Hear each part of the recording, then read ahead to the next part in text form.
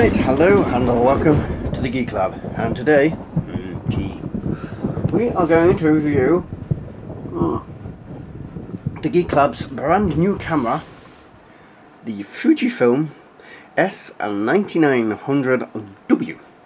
This is what is known as a bridge camera. The reason we bought this one is because the camera you're watching it through is having to run on a battery, because if I run it on the mains power it keeps cutting it out.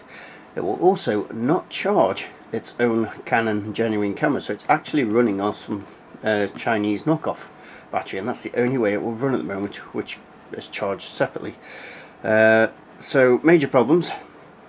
So we thought this would be an opportunity to upgrade the camera to get a better picture, hopefully better sound. That reminds me, if you can hear rumbling in the background, it's the cooling system, because it's rather warm up here and somebody's gardening outside, so I can't open the window. Anyhow, yes, so we went and bought this, what's known as a bridge camera, because I love photography as well, and A, couldn't afford to buy a nice camera and a camcorder, and B, it's nice just to carry one unit around. So I thought, as these record HD and all that, I'd buy one of these. Now my concerns were on the video quality and the sound quality, because these are not primarily a camcorder, but with a bit of adjustment those fears proved not to be justified, as you can see if you watch any of my prior last few videos, which have actually been recorded with this. If you watch the Ericsson mobile phone review video, that was actually filmed with this one. We'll look at some pictures and video from it later, but let's first of all have a look at this bugger. So it comes in this very attractive box, as cameras do these days, all shiny and nice, quite nice in itself. So keep this box for it for future. And there's not much to say on it. I actually got this in a sale from PC World. Actually doing this for $199 instead of $299. There are models in the other shops like Argus and stuff, but they're not the Wi-Fi model, they're the one without that. So I wanted the Wi-Fi. I'll discuss more about that later. So it is wide grand angle 24mm, 50 times zoom, 16 megapixel CMOS, OIS, whatever that means, electronic viewfinder, and all that good, and serial number there. And underneath we get some more specs. Package contents: digital camera Finepix S9900W, 4x AA alkaline batteries. Now that's where my red flag went up, because I was initially told by the salesman that this was had its own battery pack and was rechargeable. Turned out not to be true. Oops. But that does have an advantage, because it means I can have batteries in it and batteries on charge, so I've always got fresh batteries no matter what. Shoulder strap, USB cable, lens cap cord, and CD-ROM. Yeah, that's actually lined, because actually the owner's manual actually comes on a physical copy as well as on the disc, but the disc version is far more comprehensive than the manual. STXCI, whatever, pick bridge, so printing system, QuickTime, which is rubbish, never use it, and HDMI connection. Let's have a look, shall we? If you want to have a look yourself, go to www.fujifilm.com/products/digital cameras. Okay, let's have a look at itself. As I've said, I've been using this for a couple of weeks now, so I can I've had a fair good use of it. It's done a fair few things, allow me to get used to it. So open it up, and the first thing we see is the manual.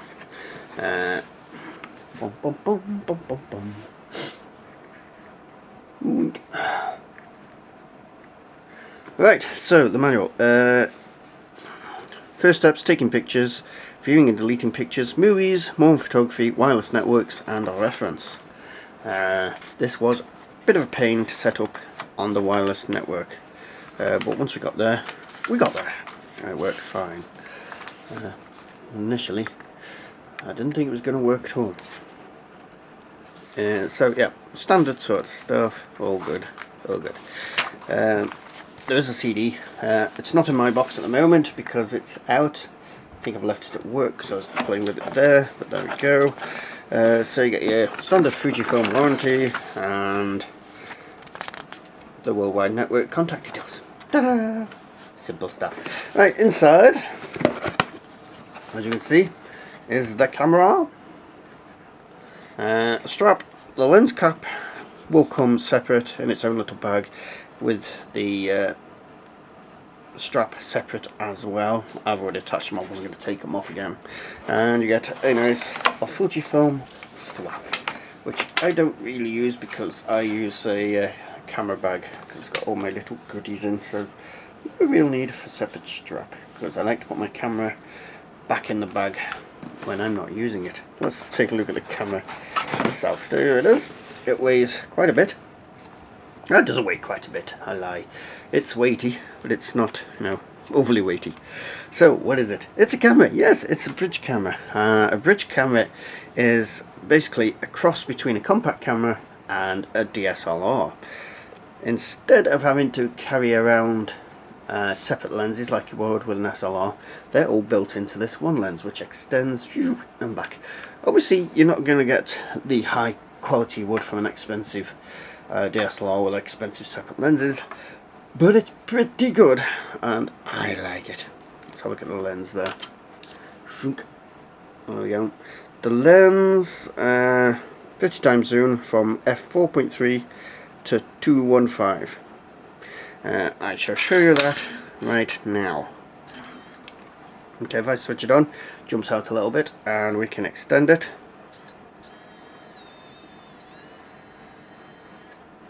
There we go, all the way to the 50 times zoom, and you've actually got focal length and equivalence here on the lens, which is very nice.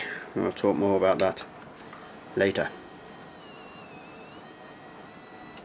There we go. I'll just cover the lens up because I don't like the lens to be exposed when it's not in use. What I have noticed about this is you will need a soft brush because this does, in all these little grooves, attract dust quite readily. And the other thing is this rubber grip does get quite dusty. It does at the moment, actually. Can't see it on there too much, but it does get dust. But a little brush, get a little brush off, and that's fine. So on the top we have the controls for the different modes and settings. We have a one for the exposure. No, that's for the manual settings for setting the aperture and the shutter speed. This one is for high speed filming with photography. On off button, little indicator light to let you know what it's doing. This is your zoom wheel and your shutter, and here is a little button, pops up the flash, which is a very nice flash as well. So there we go. On the side there is a button which is user programmable. You can either use it to advance the lens slowly, which is what I've got set at. You can use it to advance the lens quickly, which is a bit pointless as you've got it there anyway, but I suppose if you want to use that hand, that's good design. Or you can set it so that as soon as you press that, it shoots right back for rapid shots. There we go. So this thing also has let's have a look at this side actually. Right, so on this side you've got your HDMI cover here, which has got ports for USB and HDMI out, nicely covered there. Now on the front you've got the focus light, which you can set on or off, and underneath you've got the battery compartment, which also houses your SD card. Put this one in. 4 AA batteries. I would recommend rechargeables, although it doesn't, it lasts quite a while on the batteries. It's nice to have rechargeables, as you're going to be paying a fortune. And this is where your tripod mount goes in, although it doesn't have any hole like this camera does for the clippy bit that comes out of the tripod. It doesn't have that. It has to rest on the back here, which is annoying, but especially when you're trying to do slide shots and your camera's on the stand. But there we go. On the top also is the stereo mic, left and right channels there. On the back we have, starting at the top, the digital viewfinder. This is actually an LCD built back into there, so that during very bright lights, or when you want to not use so much power, you can use that viewfinder instead of the main screen. It also, on the side here, has a little wheel for adjusting the focus on that, which is very nice. It has a rubber cover, which again tracks the dirt, so you've got to keep that clean. This is the button for switching between that one and that one. If I quickly demonstrate. Got a lens cap on, so actually with this camera it's better if I turn the lens cap back on. Right, there we go. Actually, I'm going to take that off because it's not showing anything now. Right, so there's your main screen on. Press that, and if you look at there, ta-da! Actually, it might be a little CRT. There's a flickering there. I don't know. Let's have a look at that. Okay, so that's what that does. You've also got, switch it off, your record button for video, playback button, your standard menu system, which actually rotates as well, and the display and back button. So let's have a look at some of the menus. Shall I switch this bugger on and look at some of the menus, see what different modes we've got. So just change my camera around to a better position so we can look.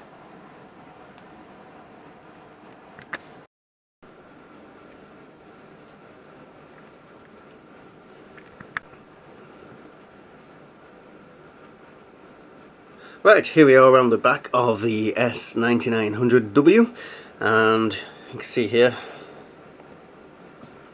if I press the buttons, all the menus come on. They quickly go off, and the screen will dim within a few seconds to save power. The thing I've noticed quickly with this is, with this camera, I'm having to use a lot of lights around. With this camera, excess lights are a problem because it picks up a lot of light, and you don't need, with having that huge lens, you don't need all the light sources you do with a traditional camcorder. So let's have a look at the menu. We're in scene recognition mode, which is where the camera automatically picks up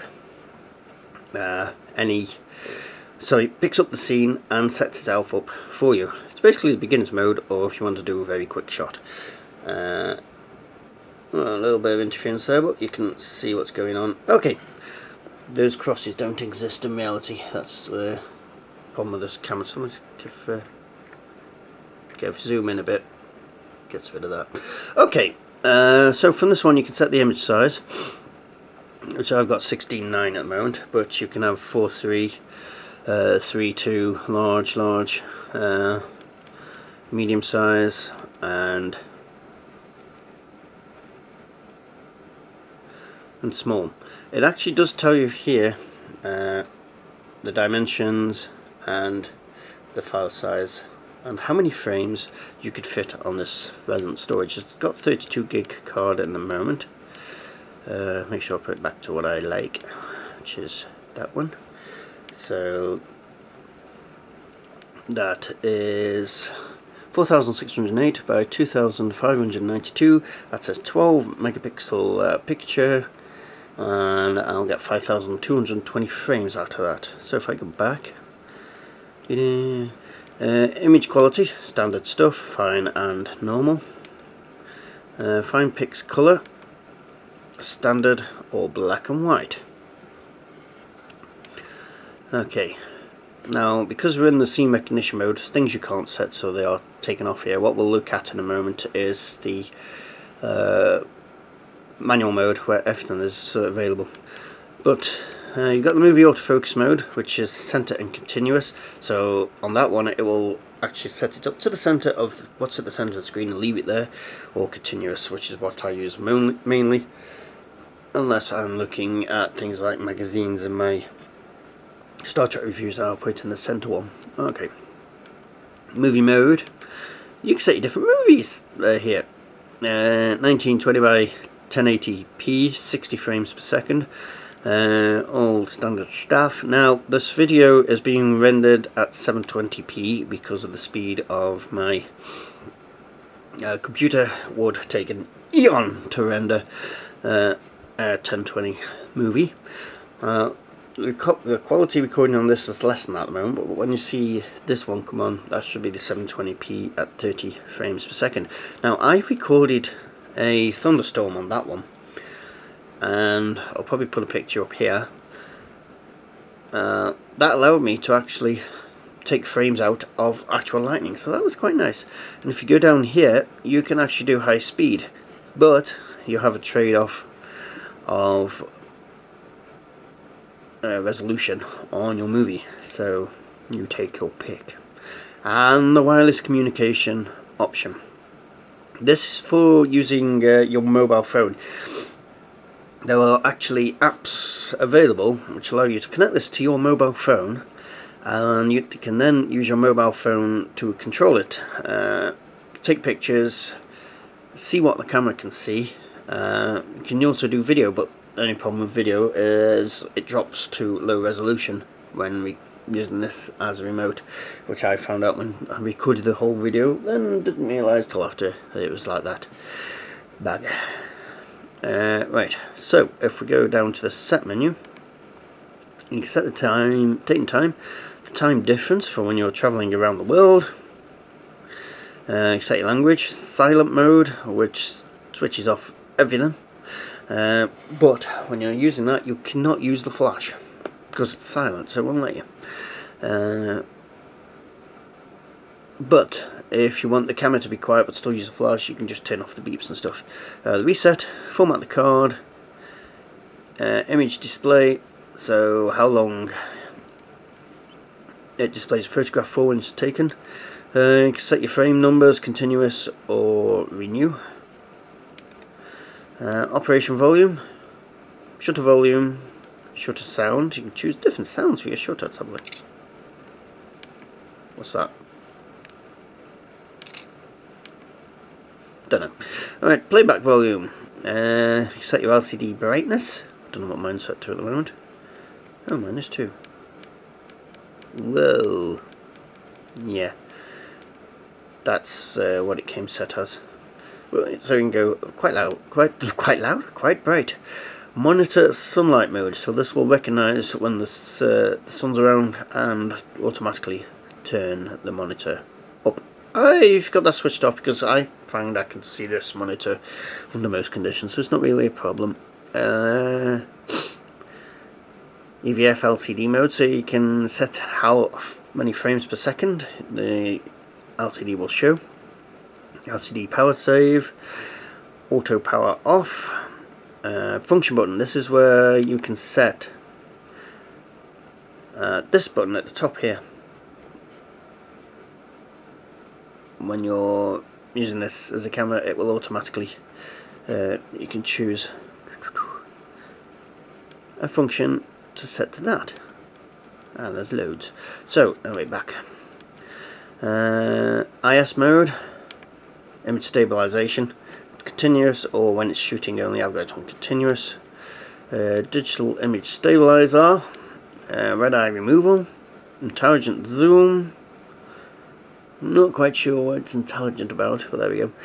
Movie zoom type, it's optical or digital. I've got it set to optical, so I don't like digital zoom because it makes it all pixelated. Don't use that one in a movie anyway. Side zoom lever, so you can set this. This sets the one on the left hand side at the front to different functions, so you can have high speed movement, middle speed zoom, low speed zoom, or so it automatically comes back. I've got it to set to low speed thingy.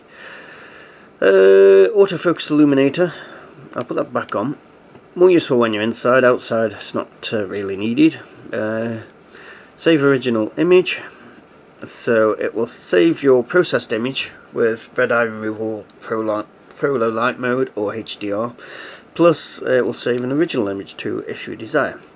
Auto rotate, I've switched that off because if you photograph a scene, it's a slight angle, it will automatically rotate it back to you. But if I'm recording a scene at a strange angle, it's because I want it like that. Set the background colour. Wind filter, I've switched this on because when I recorded video, I found that my voice was really loud on it and it was overmodulating. So the wind filter, it's normal. Custom reset. Wireless settings. This is setting up your wireless for talking to your smartphone and your computer. PC autosave settings. For setting up as soon as you take pictures and stuff, well, when you take pictures and stuff, you can hit PC autosave, and any pictures that aren't already on the PC, it will send to them. Isn't that nice? Useful for pictures. For videos, you want a direct connection because it takes bloody hours else. Geotagging. You can this will actually talk to your mobile phone, get information off your mobile phone about where you are, and tag the picture with that information. Battery type, you can set your battery to nickel hydride, alkaline or lithium. I'm on nickel hydride rechargeable, so it's set there. You can discharge your batteries, you can put a date stamp on your pictures, and we're back. So if I oops, sorry. Right, so that's scene recognition mode. You can also have doink. Let's get back up to the beginning of the menus there. Right, it's also got auto mode, which is same as scene recognition, but it doesn't recognize the scene, it just sets up the camera for you without presets for each type of scene it recognizes. Advanced. This, it says advanced, but that confuses me. Hang on. Ooh. Tea. Right, it confuses me in that. I'll put menu back on. Go away. If I go to the menu, it's not really advanced features, it's special effects. So what you've got is the advanced filter, just special effects really. You've got toy, which gives it the effect of a toy camera. It actually explains stuff here, which is nice. Create shaded borders as taken by toy cameras, nostalgic effect. Miniatures, create top and bottom blur for diorama effect. Pop, emphasize contrast and color saturation. And high key, enhance brightness and reduce contrast for lighting tone reproduction. So display back. You can go Pro Low Light, which enhances the clarity of still subjects in very low light. HDR, which I use quite a bit when I'm outside. Prevents washout and captures tonality in bright scenes. I find that if you're photographing the land and the sky at the same time, there's the clouds and stuff in the sky, you can use that, and it takes about 3 shots. If I just quickly knock one off here. Woohoo! There you go. It takes about 3 shots, sticks them together. It doesn't work too well here, but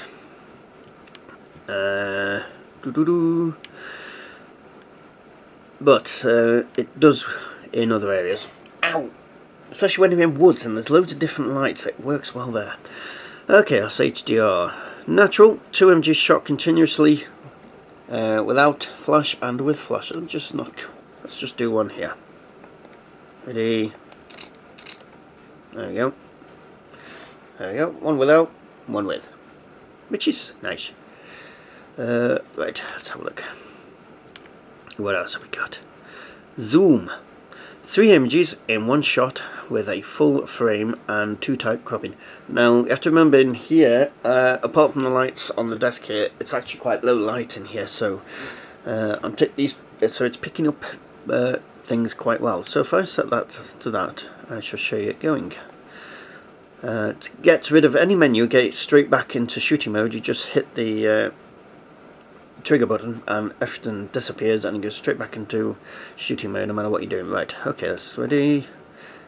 If you hold it halfway down, you can actually fix the focus, move the camera. But if I do this,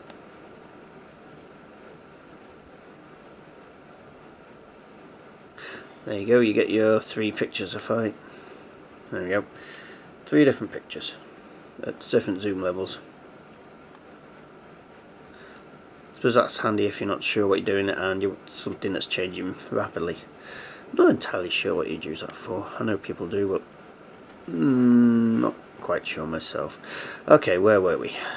We're in the advanced mode. Oh, excuse me, that's disgusting.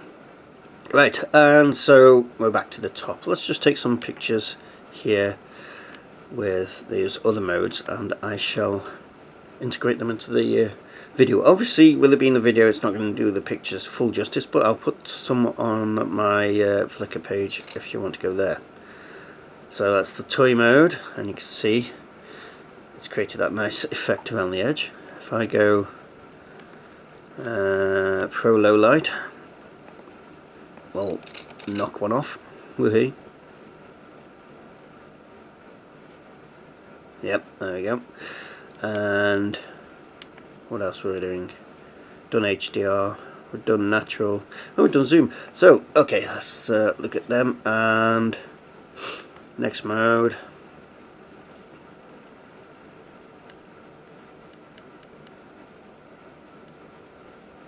Okay, so we can now go to SP, which is for landscape. Well, I don't know why they call it SP. I'm not going to take a picture here of landscape, but that's for landscape shots. We've got panorama, and I've done some panoramas with this. I shall put them up for you. This is very good on this one. It's more advanced than any other I've used before, because if you go to the menu, no, not the menu, hang on, where were we? Ah, there we go. If you press the down arrow, you can set the angle, and you can go from 360 to 180 to 120 degrees. And if I press the right arrow, you can actually do panoramas in different directions, top to bottom, top to bottom, bottom to top, right to left, and left to right. So all sorts of weird stuff you can do with that. It's a very good mode, I like that. Custom. It allows you to save settings, set the camera up as you want, and it will come straight back to it. Manual mode allows you to do set anything. So, right, you can set the ISO, which will go from 100 to 12,800. It's quite good. Set the image size. Use this button as well to rotate. Image size, image quality, colour, white balance, which can be set auto, custom, don't know what that is. Alright, I haven't played with this mode before, so I didn't know you could do that. Ah, that's very nice. That's handy. Glad I've just explored this. Yeah. Because this is a part of the camera I've not looked at before. Fine exposure, shade, fluorescent, fluorescent 2, fluorescent 3, incandescent, auto, and custom. So that's good. Instant zoom is off, face detection is off, photometry allows you to set the focus. Yep. So you can set it from multiple spots, a spot, or an average of the entire scene. I usually stick it on spot or multi. Autofocus mode. Hang on, so photometry isn't that. Okay, duh. Sorry. Photometry is something else. I'm going to have to put that in the comments. To see, I'll have to put a little comment here to show what that is when I find out. Autofocus mode, from the center, multiple, an area, continuous, or tracking. I've not used half of these yet. Movie autofocus mode, center continuous, yep, movie mode, same as seen before. Oops, wrong button. AE, BKV, EV, steps. Auto exposure. Auto exposure bracket EV steps. So you can set them there. You can set the power of the flash. So any of them. And custom set. which means after you've been playing with all the settings, you can record it. Handy. Right, so that is the manual setting. You've got aperture priority, which allows the camera will set everything up, but you can set the aperture up. And you've got a little menu there, boink, which allows you to set the aperture. There you go. Shutter priority is the same. The camera will set everything up, and then you can set up the shutter. And program mode, automatic mode with program setting. Right. Alright, so it will do everything automatically, but you can change certain aspects of it. Right. Not played with that one before. There's so much on here that you haven't used. Right, so. And then we're back to scene recognition mode. Now if you press this little button down the bottom, careful because the menus come quite fast. You can select from information on, which puts information on the screen about what's going on, all the settings. Information off, you can put a best framing on, which is your thirds grid. I'm just having to move this fast because which is your thirds grid, so you can set up a picture however you want it. HD framing, which puts lines on so you can see that what's going to be in shot when you do HD. Well, handy for setting up video shots before you press the record button. And a histogram, so you can see the balance of light and dark and light. So if I move that slightly,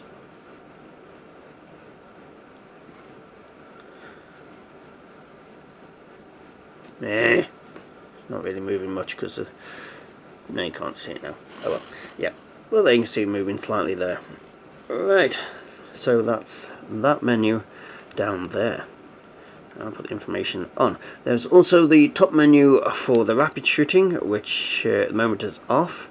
You can have continuous at high speed, continuous at medium speed, continuous at low speed. So if I press that, select that, and fire. Oops, I need to hold it down. Forget that. Right, hold it down, and you can hear it firing off there. And it does take a while to store them because they're quite large files, and it's got to process them as well.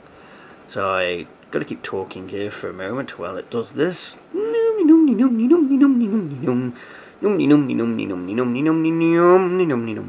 be right back. Oh no, there it goes. If I press that again, boink.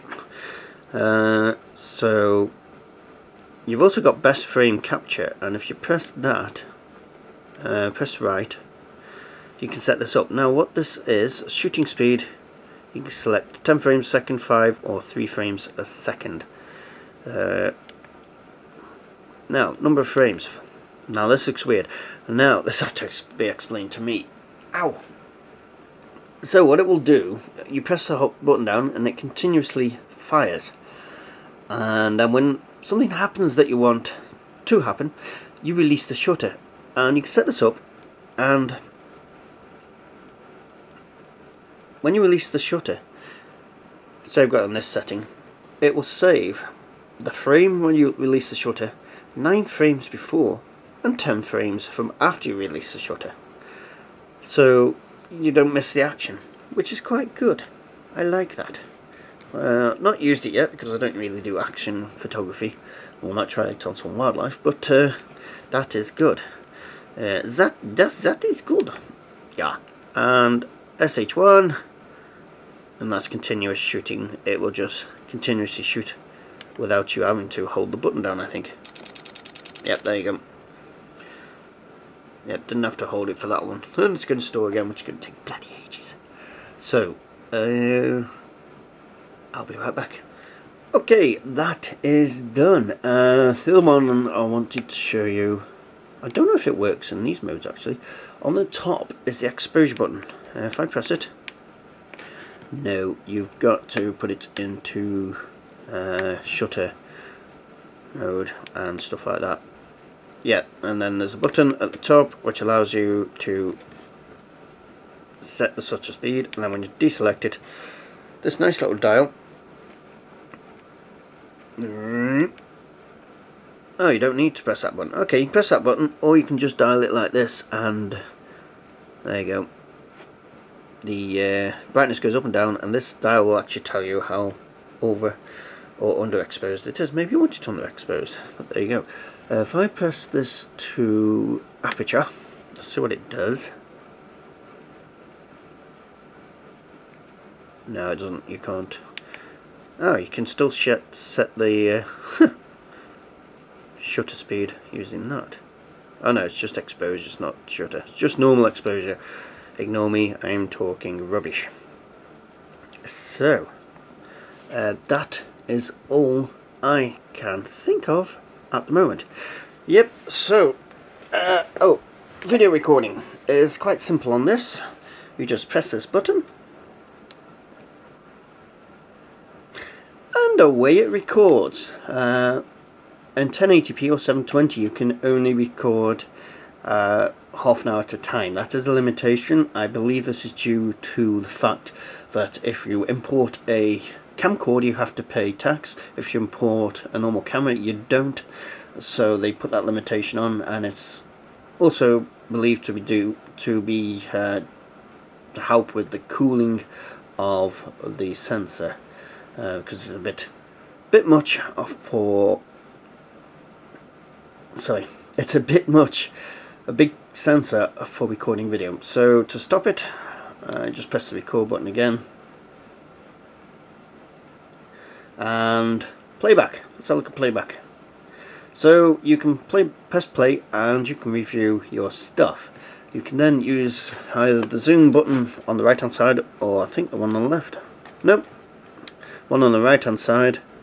And you press it once and you get some thumbnails, press it twice and you get more, and then you get loads and loads different. And options, hang on, if I zoom out, go to another picture, there we go, that's a continuous one.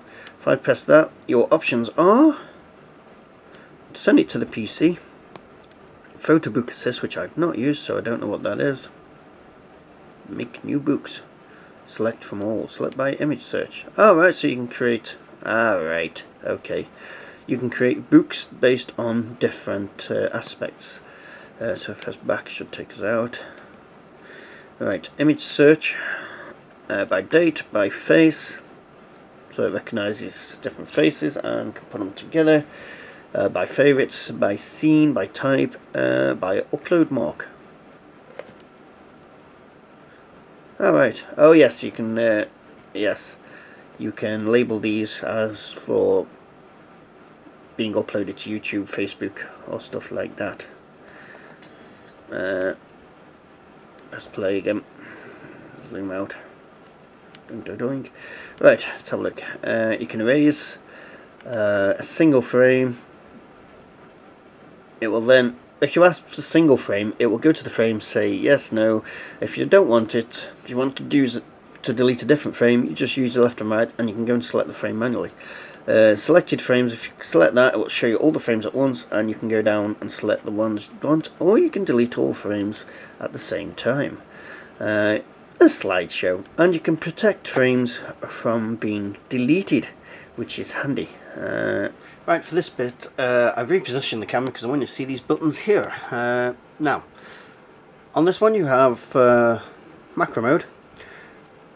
No, it's on scene recognition one later. Okay, got macro mode, so this has the option, these shoot off really quickly on the default settings, of off, macro, normal macro, and what is known as super macro, and that will allow you to get, in theory, stuff of 1 centimeter from the lens. It will focus to 1 centimeter, and I've actually done shots where you can actually touch the lens. I'll show you one of these shots here, or a couple of them. Yep, you can actually touch the lens and it will focus on. Great for flower shots and stuff, close up stuff like that. Right, the top button isn't set on mine, so it's not going to do anything, but you saw in the menu you could actually set it different things. Flash, I've pulled the flash up, aren't I, for that one? Yep. Flash, right, flash is, you can have flash or forced flash. shoot according to conditions, or fires in all conditions. I think, don't quote me though, on one setting, there we go, you can have slow synchro, so nighttime portraits and backgrounds. So there's the 3 different flash modes. Now the bottom is where it gets interesting. If you press that one, you can have all normal timings, so you can have 10 seconds, 2 seconds, or interval shooting. Now what this allows you to do is basically time lapses. So you can have anything from a shot every 15 seconds to 60 seconds, 5 minutes, or 10 minutes for duration up to 6 hours. It starts 5 minutes and will go up to 6 hours. Now I have created a few time-lapse videos with this. I'm not going to show them. They are it does create good time-lapse videos. I'm not going to show you one because the software that I'm using to create the time-lapse video is changing all the colours and washing stuff out, so it's not giving a true representation of what the camera is taking, so I don't want to do it any injustification by showing you video that's not representative really of what it takes. I've got to play with that a bit more. So that's the menu system here. So all that's left for me to do, I'm going to quickly do a video of this camera here to show you what this one's like, and then I'll put up some pictures that I've taken around and about, just to show you some of the stuff I've done with it. Doesn't mean that's brilliant work on it, that's just the stuff that I can do. So let's swap cameras, shall we? Right, here we are on the FujiFilm S9900W, and I've still got the lights on from recording the previous one, very bright, but I'll just release this, and right, the lens cap's messing up, just raise you up a bit, because it's got the wide angle lens you don't need as much height to see stuff, and as you can see that scene is quite brightly lit for this camera. If I switch these 2 lights off, you can see it's not trying to prove me wrong. Baggy up. Right. Yeah, you can see it zoom around the lab here. Even though it's quite dark, it still sees quite well. There we go. And back to the table. So this is the Canon, which has served us. I'll put them on just for how.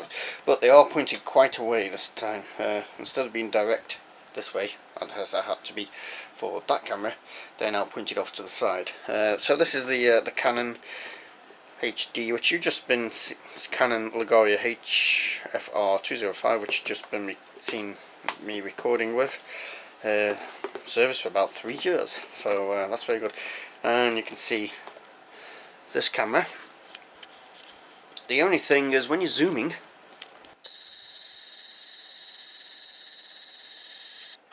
I've got it set on the slow zoom there, you can hear the motor. If I bring it back,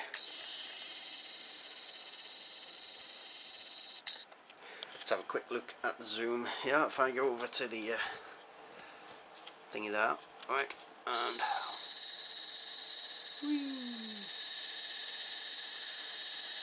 there you go, that's with the slow zoom, and if I hit the fast one,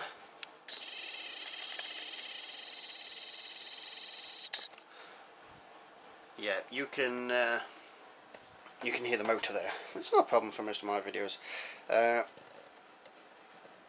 It does work, as I've said, it works very well in low light. If you see my NERG 2015 video, that was recorded with this and it works fine. It's now recording in 1080p, although that's scaled down to 720 for my video because of limitations of my PC speed. But there you go. So this is you can see it automatically adjusting there. There you go, comes in quite nice detail there. So there you go. Focus. I've upset it now. Yoo-hoo. There you go. One problem with it on any setting is when you zoom right in on the 50, it does take quite a while to focus itself, which can be a pain when you're doing fast photography for something, but for landscapes it's not too much hassle. But yeah, it can be quite slow. On normal settings, the focus is quite acceptable. You see there, just took a few moments to focus in. So that is the FujiFilm S9900W, which is the channel's new camera. Let me know what you think, and thanks to this guy who's served us for 3 years. Still works with the battery, but yeah, limitations now. And this is much better image picture, this nice wide angle lens. So let me know what you think. Let me know if you've got any aspects, if you've been using one of these, or if you've got any questions about them. Subscribe if you want to see more of this nutty stuff. Thumbs up because that helps. And my social media is in the description box below. So other than that, thank you very much.